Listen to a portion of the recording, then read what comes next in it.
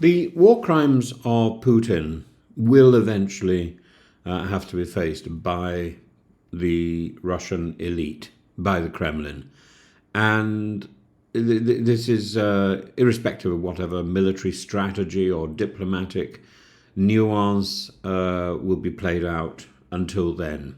The deliberate, systematic targeting of civilians in Kherson, a city once under Ukrainian control, still theoretically under Ukrainian control, the United Nations has now confirmed what many suspected. Russia's drone warfare has morphed into a form of organised terrorism.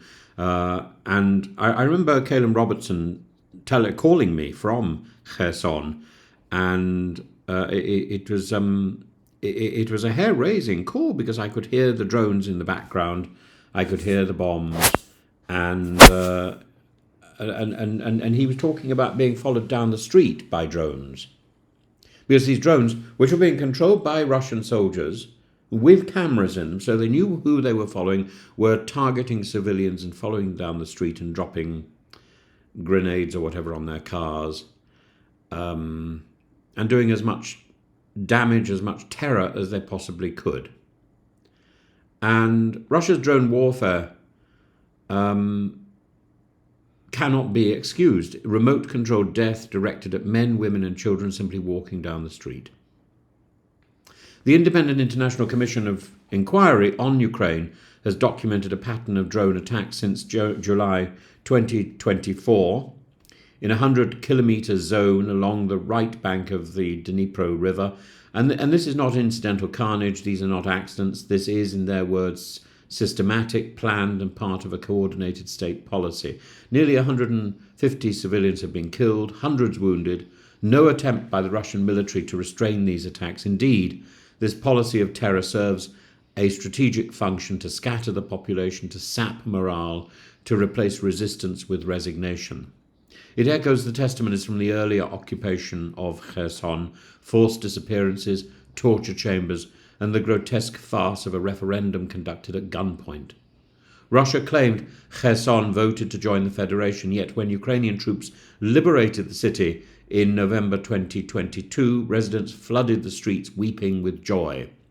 That, not the ballot, told the real truth. Into this grim theatre enters a farce masquerading as diplomacy, so-called peace talks in Istanbul. The Kremlin insists it's open to dialogue provided Ukraine cedes Kherson, withdraws troops, and in a new twist of absurdity perhaps even removes its president. It's not diplomacy, it's diktat. And the Russian memorandum reportedly demands Ukraine return to its 1991 status. In plain English, that means abandoning not just territory but sovereignty itself. These are not peace proposals. They're ultimata issued by a regime increasingly delusional in its imperial ambitions. On the night of May the 24th, Russia launched one of its largest coordinated air assaults to date. Nearly 300 drones, 70 missiles across 13 regions.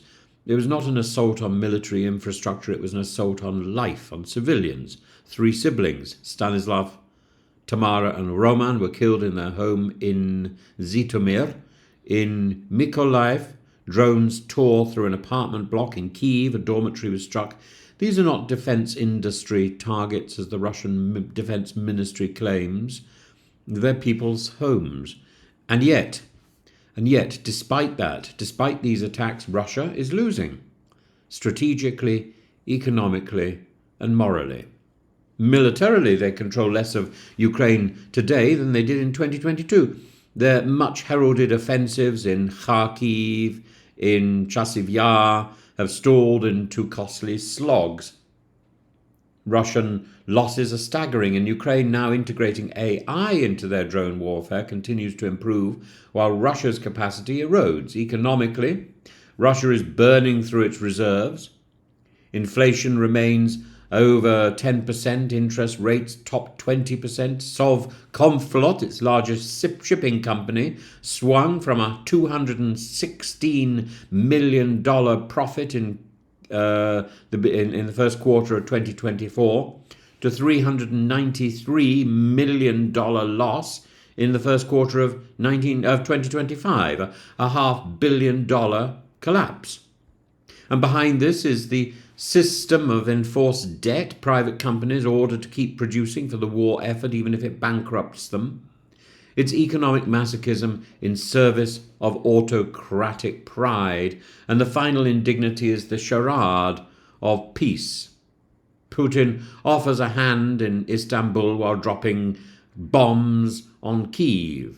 Trump claims he can end the war in 24 hours while offering Putin soft concessions and silence. It's not merely cynical, it's complicity.